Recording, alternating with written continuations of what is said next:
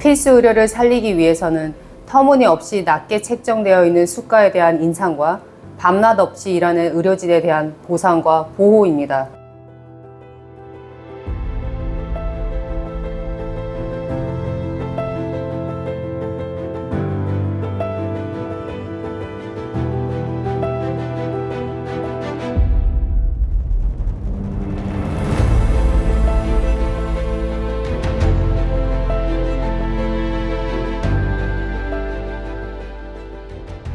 의사수 증원은 필수 의료 붕괴 해결책이 결코 아니며 혼란만 가져올 뿐입니다. 국민 여러분들께 진심으로 호소합니다. 전공의들이 의료 현장을 떠날 수밖에 없었던 이유에 대해서 다시 한번 생각해 주시기를 간곡히 부탁드립니다. 그리고 정부는 하루빨리 졸속 정책을 철회하고 의료 현장의 목소리에 귀 기울여 주시기를 부탁드립니다. 사실 이렇게 필수 의료에서 일하게 되는 과정은 자기 희생과 사명감이 없으면 불가능합니다, 사실은.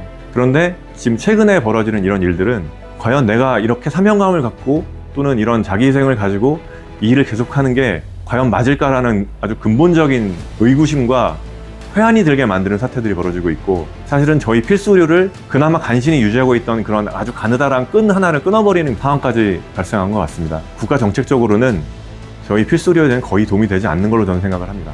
지금 3,000명 정도 되는 의대 정원에서 소아과를 한 20-30명 정도 선택하고 있거든요.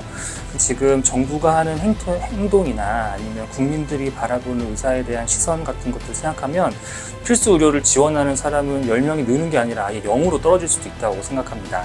그리고 지금 2,000명 증원한다고 하니까 벌써 뉴스에는 대치동 학원가가 들썩이고 이미 자기 적성을 찾아서 직장을 찾거나 아니면은 학과를 진학했던 대학생들이 다시 재수, 삼수를 해가지고 의대를 들어온다고 하는데, 그분들이 의학에 큰 뜻이 있어서 뭐 필수 의료를 살리겠다, 내가 지역 의료를 살리겠다 이런 뜻으로 오는 건 아닐 거거든요.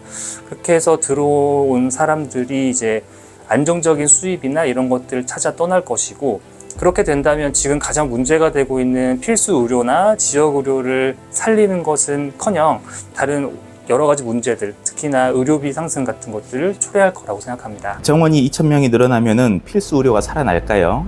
글쎄 저는 그렇게 생각하지 않는데, 이제 크게 제 생각을 두 가지만 말씀드릴게요. 첫 번째는 이건 상당히 비효율적인 정책입니다.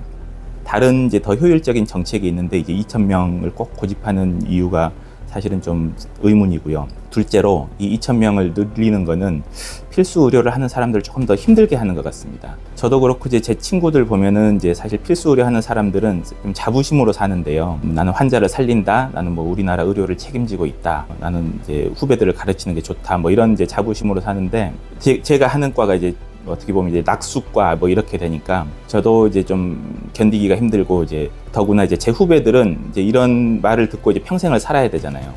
정부의 태도나 뭐 이런 거를 요새 봤을 때 사실은 조금 마음이 좀 싱숭생숭하고 오묘한데, 그 마음을 좀 자세히 살펴보니까 저한테는 약간 모멸감으로 느껴졌어요.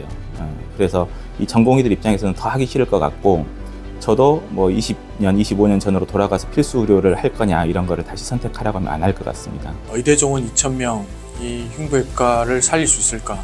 필수 의료 중에 하나인 흉부외과 일을 하고 있는 저도 이런 상황에서 이 일에 대한 회의도 들고 하는데, 이 일을 아직 시작하지 않고 하고 싶어 하는 젊은 의사들이 이 일을 혹시 포기하거나 그만두지 않기를 바라는 마음입니다. 필수 의료 분야에 종사하는 저에게는 근본적인 원인을 해결하는 데 역부족이고 부작용만 심각할 것이라는 우려가 큽니다. 제가 바라는 것은 한 가지입니다.